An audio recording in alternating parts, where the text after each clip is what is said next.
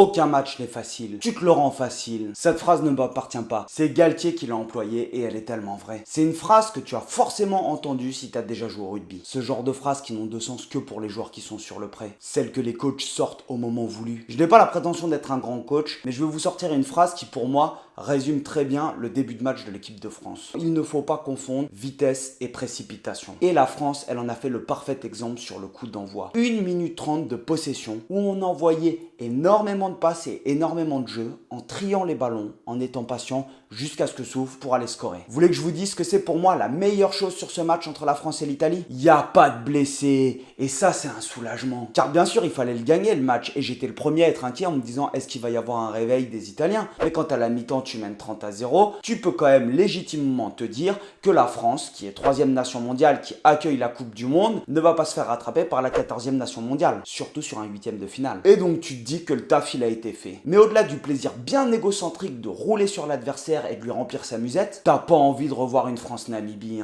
Alors je sais pas si t'as été comme moi, mais au bout d'un moment, j'étais focalisé sur les contacts. C'est-à-dire que je ne regardais plus les joueurs qui circulaient autour, savoir ce qui allait se passer, où est-ce qu'il y avait des espaces. J'étais en permanence focalisé sur les phases de combat pour voir s'il y avait un Français qui restait au sol. Ça a été juste horrible à regarder pour moi le match. Parce que les contacts, ils ont quand même été un poil rugueux. Si on gagne le match contre l'Italie, je pense qu'on peut aussi féliciter notre défense. On a défendu très très fort sur l'homme. Le ballon de rugby ne tournait pas rond. Ça, on le savait déjà. Mais ce que l'on sait moins, c'est que c'est toute l'industrie du ballon de sport qui ne tourne pas rond. 10 millions de ballons usés sont jetés rien qu'en France chaque année. Cela équivaut à 5000 tonnes de plastique, l'équivalent de 140 millions de bouteilles qui, elles, sont recyclables, contrairement au ballon. Le partenaire de cette vidéo, Vista Ballon, a décidé de lutter contre ce fléau en proposant des ballons à la fois écologiques et performants. J'ai eu l'occasion de tester moi-même leurs ballons et à vrai dire, il n'y a rien à envier aux ballons classiques. Tu connais tous les ballons d'entraînement que tu achètes sur lesquels tu vas jouer et puis au bout de 2 mois, il n'y a plus de grip. Ceux qui ont une forme un petit peu trop ronde et pour les coups de pompe, c'est pas bon. Ce ballon, honnêtement, il est juste génial. Voyez plutôt, il est fabriqué en matériaux recyclés par une usine qui est labellisée World Rugby. Il est réparable gratuitement s'il est crevé ou qu'il y a une couture qui saute. C'est-à-dire que tu n'as plus besoin de jeter ton ballon dès qu'il y a un petit truc de travers. Il y a 3 designs différents disponibles et Shannon Izar a personnellement participé à cette étape. Shannon Izar, si tu ne le sais pas, c'est une internationale française de rugby A15 et A7. Je vous propose donc de rejoindre le crowdfunding dont les bénéfices financeront le programme de recherche et développement de regrippage en cours chez Vista Ballon. Parce que ça serait vraiment cool si on arrêtait de jeter nos ballons tout lisses. Si tu veux bosser techniquement, t'as besoin de grip, sauf que plus tu utilises le ballon, plus le grip s'en va et les ballons tu les jettes. Avec Vista Ballon, ça c'est terminé. Allez dans mon lien en description pour participer à ce super projet et profiter d'offres exceptionnellement négociées pour vous sur des ballons qualitatifs et bons pour la planète. Pour vous, j'ai négocié 3 offres avec eux. Pour ceux qui veulent participer à ce projet-là, il y a la possibilité d'acheter des ballons à l'unité, un lot de 5 ballons pour mon club à des prix réduits avec un design au choix, ou même la possibilité de personnaliser un lot de 30 ballons pour votre club. Ça me tenait vraiment à cœur de vous présenter ce projet parce que c'est vraiment top si on arrive à faire en sorte que nos ballons deviennent un symbole de sensibilisation environnementale. On a vu quelques caramels qui sont partis et ça fait toujours kiffer. On va partir sur l'analyse du match et ne m'en veux pas, c'est vraiment pas le genre d'analyse que je préfère. Quand il y a une équipe qui roule littéralement sur l'adversaire, c'est très dur d'analyser des choses compréhensible. Quand tu entraînes l'équipe, évidemment, tu sais qu'il y a ça où tu as bien joué, tu avais prévu de faire ça, tu l'as bien réussi, ça tu l'as pas mis en place. Sur ce lancement de jeu, le timing n'était pas bon, mais quand tu regardes pour analyser la physionomie du match et comprendre les systèmes, eh ben, t'as pas trop de choses à analyser. Alors oui, il y a toujours des choses à voir, mais quand tu as une équipe qui avance en permanence, martyrise l'autre équipe sur les lancements de jeu, parce qu'on les a un peu martyrisés quand même, les Italiens, et passe plus de 50 points à l'adversaire, 60 points, c'est ce qu'on appelle généralement un match à sens unique. Alors je vais essayer de faire de mon mieux pour vous proposer une analyse bien subjective tout à mon image. Mais avant, si t'es pas abonné, c'est le moment de cliquer sur la petite cloche et le bouton s'abonner pour me donner de la force pour la suite. Parce que là, il y a des matchs sympas. Malheureusement, les Italiens sont prévisibles sur leur sortie de camp. Quand tu regardes le coup d'envoi, ils réceptionnent le ballon et il y a un premier ruck. Et là, ils utilisent cette structure avec un bloc 12 à 3 joueurs, mais le ballon passe par le 10. Donc, c'est-à-dire qu'ils vont en mettre 2 passes, ils vont perdre du terrain. Ça te permet généralement de prendre le centre du terrain et de t'ouvrir l'angle, soit pour pouvoir taper à droite avec un droitier, soit à gauche avec un gaucher. Et là, je sais pas si c'est une variation qu'ils ont tenté ou si c'était simplement la pression, mais tout simplement, le joueur qui est dans l'axe, il tape à gauche et c'est un droitier. Et ça pose un souci puisque tu vas avoir un angle qui est beaucoup plus fermé. Et pourtant, ils ont un gaucher, ils ont Garbizi qui aurait pu prendre le jeu au pied. Et je me suis demandé si c'était peut-être quelque chose qu'ils avaient fait pour déstabiliser la défense française, mais j'en ai pas eu l'impression. En tout cas, ça n'a pas l'air d'avoir trop perturbé le troisième rideau français. Et la France récupère première possession de balle et elle t'envoie quand même une séquence qui dure, je crois, 1 minute 30 ou 1 minute 40 et qui va aboutir au premier essai. Et sur ce premier essai, on a assisté à ce fameux adage, ne pas confondre vitesse et précipitation. Tu veux marquer, eh bien tu prends ton temps. Et la France, elle a réussi à le faire et elle a réussi à le faire très bien en utilisant du coup son système de jeu en 1-3-3-1 avec ses blocs. C'est marrant d'ailleurs parce qu'ils ont sollicité Antonio en premier porteur dans le bloc 12 alors que généralement tu sollicites des joueurs un peu plus à l'extérieur. Ils ont su alterner en fait ce système de jeu structuré avec ce jeu déstructuré, ces prises d'initiative. Et c'est notre force d'être capable de sortir du système de jeu structuré pour passer sur un jeu déstructuré. Pour ceux qui l'ont pas vu, si vous voulez vraiment savoir de quoi je parle, parce que vous êtes pas mal à rejoindre la chaîne en cours de route, je sais pas si vous l'avez vu, j'ai sorti une vidéo sur le French Flair ou plutôt comment la France attaque. C'est comment c'est un titre un peu putaclic que j'ai mis avec comment la France terrorise ses adversaires ou un truc comme ça, et où j'explique en fait ce système en 1-3-3-1 et ce jeu déstructuré et la capacité que la France a à alterner ces deux formes de jeu. Galtier il l'appelle la verticalité et l'horizontalité. Et pour l'Italie, il y a une chose quand même qui est assez compliquée au rugby, c'est de scorer quand t'as pas le ballon. Et on se demandait tous comment est-ce que l'Italie qui s'est fait ouvrir la semaine dernière contre les Blacks, elle allait réagir sur ce match-là. Est-ce qu'il allait avoir un sursaut d'orgueil, une réaction, et est-ce qu'on allait voir une équipe d'Italie plutôt qui allait être entreprenante, même si j'aime les Italiennes entreprenantes. Et elle n'a pas été du tout entreprenante cette équipe d'Italie, elle a même pas réagi. En fait, il y a eu une absence de réaction par rapport à ce qui s'est passé la semaine dernière. Et parce que pour avoir une réaction, il faut avoir des ballons. Et ce qu'a fait l'équipe de France, au même titre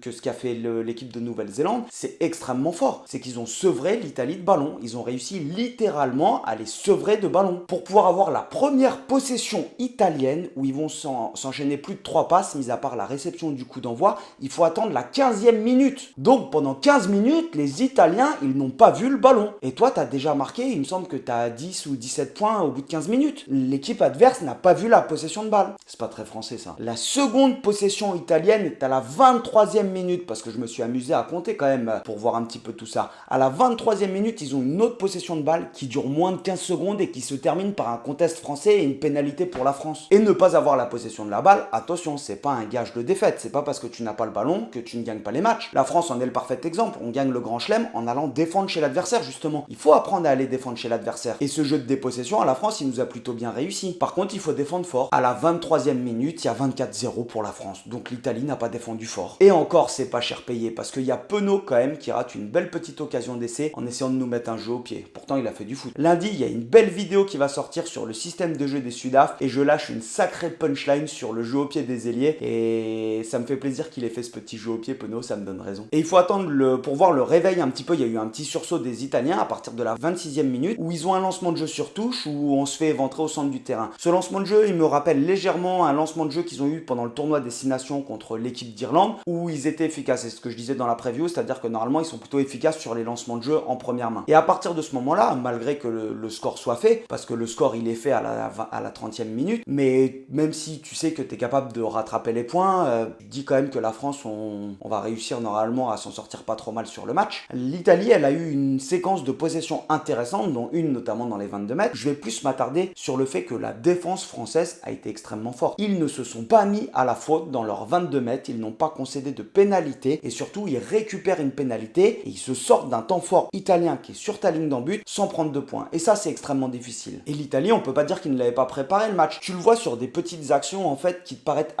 paraissent totalement anodines. À la 35e minute, il y a une touche pour la France et c'est quelque chose qu'on a l'habitude de faire sur les touches dans ces zones-là du terrain où tu fais comme si tu allais faire un ballon porté, le mec qui arrache te fait une passe au 9 qui est dans l'axe, qui met son jeu au pied pour pouvoir inverser la pression. Et tu sens que ça a été étudié par les Italiens puisque tu as l'Italien qui vient taper sur le bras du Français qui du coup ne peut pas faire sa passe et derrière, je crois qu'il y a un en avant repris devant, ça se termine par une pénalité pour les Italiens. Et donc tu as tout ce travail qui a été effectué par l'Italie où ils sont quand même performants là-dessus, mais par contre derrière ils se trouvent totalement. Tu as une pénalité, Garbizi rate la touche. Tu te retrouves donc avec une mêlée française. De cette mêlée française, tu prends une pénalité. Les Français vont dans les 22 mètres, sur la ligne des 22 mètres italiens. Et donc, sur ces 22 mètres italiens, tu pars sur un ballon porté, transversal, et c'est 31-0. L'Italie avait la possibilité d'avoir une touche à 10 mètres de l'embut français et ils finissent par prendre un essai sans avoir vu le ballon, juste parce qu'il y a un coup de pied qui est raté. Et oui, le jeu au pied italien, je l'avais parlé aussi, il me semble, c'est que c'est une de leurs faiblesses où tu sais jamais comment ils sont et pourtant c'est Garbisi, titre de champion de France. Excellent joueur. Mais là, il a raté la pénale touche. Ça coûte cher. Pour revenir à cet essai sur le ballon porté, j'entendais les journalistes qui posaient la question à la fin du match à Jalibert, savoir si c'était une inspiration ou si c'était travaillé, en fait,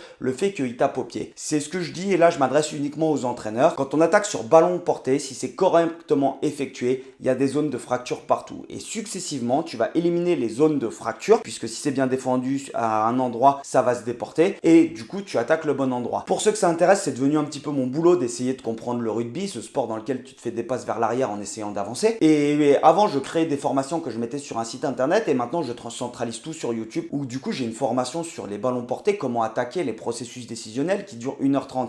Franchement, allez voir là les personnes qui sont dessus, je pense que ça leur plaît beaucoup le contenu, j'ai que des bons retours. J'arrête la parenthèse parce que la plupart des gens qui regardent ces vidéos, vous n'êtes pas coach de rugby et vous en avez strictement rien à faire. En tout cas, pour tous ceux qui critiquaient Jalibert et qui commençaient à faire la comparaison Ntamak-Jalibert, ça y est, tout le monde s'est détendu là. Mathieu Jalibert, sa fébrilité intermittente en défense, elle est inversement proportionnelle à ses qualités offensives. Hier, il nous a offert un festival offensif. Impressionnant. Il a créé des intervalles à lui tout seul dans la défense italienne. Notamment sur son essai, il est capable d'éliminer ses défenseurs successivement, un par un. Et ça doit être horrible de défendre face à un 10 qui attaque comme ça, parce que c'est extrêmement rare pour un 10 d'avoir des qualités comme ça. Tu t'imagines quand t'es en train de défendre, ça veut dire que t'as le vis-à-vis de Jalibert et t'as le mec qui défend sur le mec après Jalibert, il est toujours en train de regarder si Jalibert va mettre un 4 deb à son partenaire. Et pour l'Italie, sincèrement, je suis vraiment triste. Ils sont en dessous de tout dans cette Coupe du Monde. Et c'est très compliqué pour l'Italie parce qu'ils prônent un jeu d'ultra-possession où ils cherchent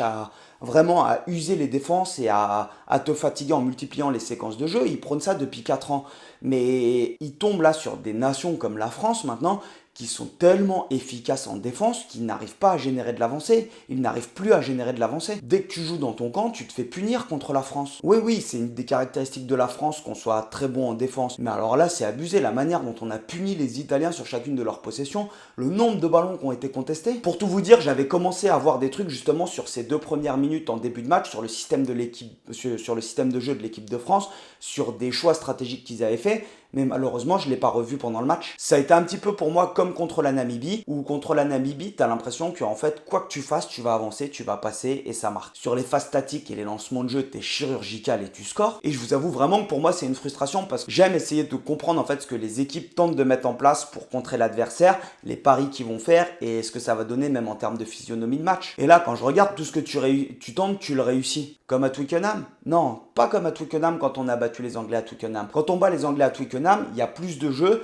et il y a plus de choses intéressantes à voir dans le jeu pour moi que ce match contre l'Italie. Après, ce qui fait plaisir, on va se le dire, c'est quand même de voir l'équipe de France qui arrive à maintenir un niveau de jeu élevé, garder sa concentration tout du long d'un match. C'est-à-dire que c'est pas parce qu'il y a 30-0 à la mi-temps que tu vas terminer sur un 40-25. Et j'ai juste l'impression que l'équipe de France a basculé en mode machine. Ils nous ont fait une phase de poule terrible en cabossant tous leurs adversaires. Tu sens là que la France, elle est passée dans une autre sphère. En réalité, quand tu les vois jouer là, t'as pas l'impression qu'ils jouent dans la même division que les autres. Cette équipe d'Italie contre qui on a tremblé il y a 8 mois pendant le tournoi Destination, elle a pas existé contre nous. Franchement, sur les lancements de jeu, c'était le salon de l'agriculture. Tu sais même plus qui passe par quelle porte. T'as l'impression d'avoir des U16 qui explique à des U14 comment est-ce que tu dois te placer quand tu joues sur grand terrain et que tu montes de U12. T'as 3 divisions d'écart là sur le match. Est-ce que c'est une faillite mentale de l'Italie après la fessée qu'ils ont reçue la semaine dernière? Ou est-ce que c'est vraiment que là, il y a 3 niveaux d'écart entre les équipes? C'est une question que je me pose sincèrement ça. Et perso, j'aimerais bien me dire quand même que c'est l'Italie qui s'est parmi de la défaite, mais en fait, je suis pas d'accord. Et j'ai déjà la réponse, ou j'ai déjà mon point de vue et ma propre réponse, c'est que la France, là, on a été totalement au-dessus. On a été vraiment au-dessus de l'Italie. Il y a rien à dire. La France a broyé l'Italie. Et ça fait du bien d'être ultra dominateur. Mais moi, perso, je trouve ça un peu dérangeant. On n'a pas l'habitude de mettre des 96-0 ou de mettre des grosses volées à l'Italie comme ça. Autant les Néo-Zélandais, c'est leur truc, mais pas nous. Ça fait longtemps, eux, qu'ils sont habitués à ça. Ils mettent des volées à la chaîne, et alors, eux, quand ils gagnent le Four Nation en ayant perdu un match, c'est un drame national, on parle de licencier l'entraîneur. Mais pour nous, c'est pas logique. Alors certes, ça fait du bien, mais ça fait vraiment bizarre. C'est comme si tu te disais, c'est trop beau pour être vrai, on est sur un petit nuage et ça va s'arrêter. Mais moi, j'y crois, j'ai l'impression que ça va va pas s'arrêter en fait, vu comment c'est parti.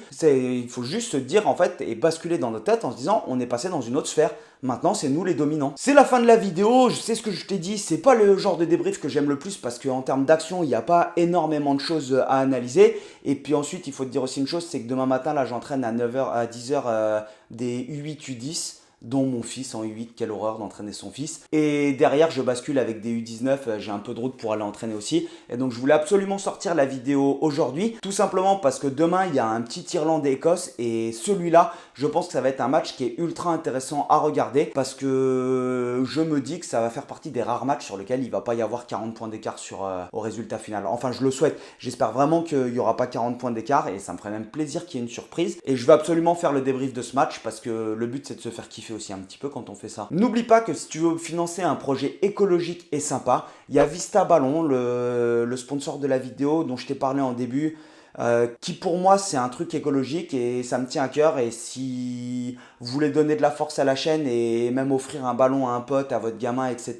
il y a le lien dans la description pour le crowdfunding. Et puis on se revoit au Clubhouse de Châteauroux. Allez, topette l'ami!